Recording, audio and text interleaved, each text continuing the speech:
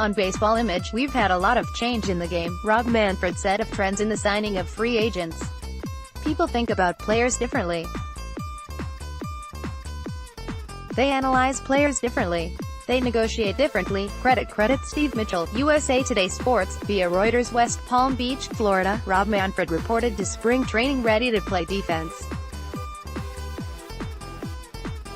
Manfred, the commissioner of Major League Baseball, is tired of hearing complaints from players and agents about the changing economic landscape of his sport.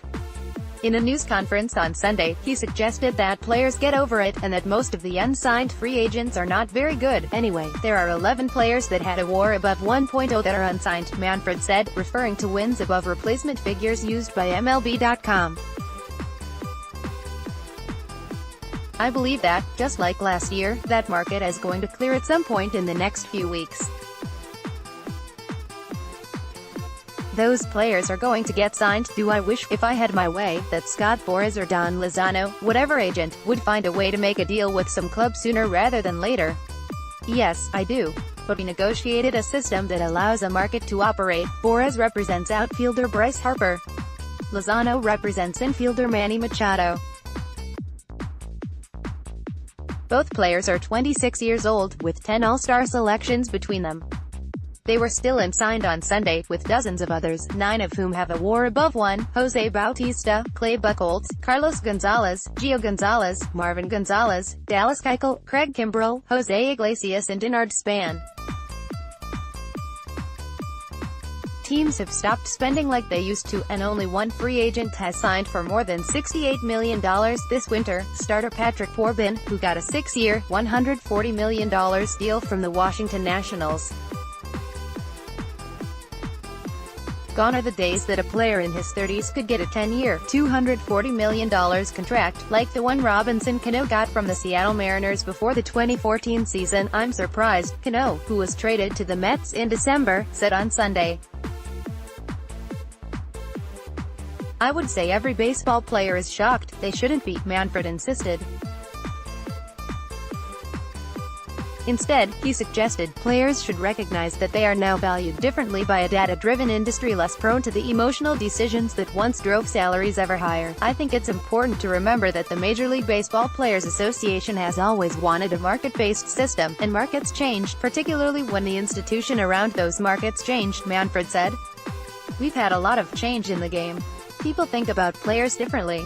They analyze players differently. They negotiate differently. While the Boston Red Sox had the game's highest payroll last season and won the World Series, Manfred cited the Tampa Bay Rays, who won 90 games with a low budget.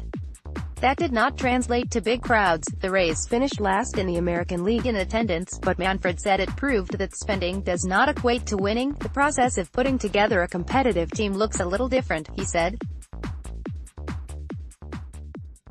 Fans have to get used to that different process and have a little faith in the people that are running their clubs. Players have been frustrated by teams choosing to build with the young, cheap labor when proven veterans are available, for more money, of course. But the calculus that players used for decades no longer applies. That said, Nationals reliever Sean Doolittle is a bigger issue than any perceived flaws in the collective bargaining agreement. Our biggest mistake, I think, was operating under the assumption that the norms that were always in place were going to continue to be respected, Doolittle said on Friday. Like, there was always this kind of unspoken agreement or model set up where for your first 6 years, most guys are underpaid because they don't really have that much leverage. You're locked into your minimum salary your first 3 years, and then when you go through the arbitration process for the next 3 years, there's no market, it's just you and one buyer, so there's only so much you can do to move your value.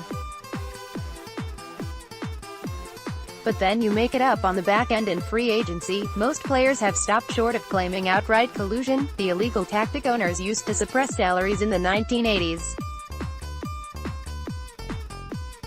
But many are at least suspicious of the way groupthink has taken over the industry. Adam Wainwright, a highly respected veteran starter for the St. Louis Cardinals, sounded an alarm in an interview last week with InsideStool.com. Unless something changes, there's going to be a strike, 100%, Wainwright said. I don't think anybody's hiding that. I'm just worried people are going to walk out mid-season. Baseball had a prolonged mid-season strike in 1981 and a devastating strike in 1994 that canceled the World Series for the first time in 90 years. That strike bled into the next season, when owners turned spring training into a farce by fielding teams of replacement players. The current collective bargaining agreement runs through 2021, and Manfred dismissed concerns about a strike this season. It reflects a fundamental misunderstanding of how you conduct good labor relations to have people running around 3 years before an agreement expires before there has been one word of negotiation, arguing that there is going to be a strike. He said, "I actually have a degree in labor relations. We never learned that tactic. It really is not productive in terms of our business. I don't think it's good for our fans. I don't think it's good for our players. I know it's not going to change the outcome of the negotiations. Ultimately, for now, Manfred would like to negotiate on field changes like a 20-second pitch clock, which will be used in spring training games and will most likely be adopted for the regular season. Other changes, such as a 3-batter minimum for relief pitchers and the adoption of the designated hitter in the National League, will not be in place this season. Manfred would rather fans debate those topics, or anything else, really, as long as they don't dwell on those unsigned free agents. I do believe that we have the greatest game in the world," he said. "Maybe we're going to make some little changes to make it even better. And I do think once we do get out there and start playing, that positive glow around the game will re-emerge." Kevin Armstrong contributed reporting.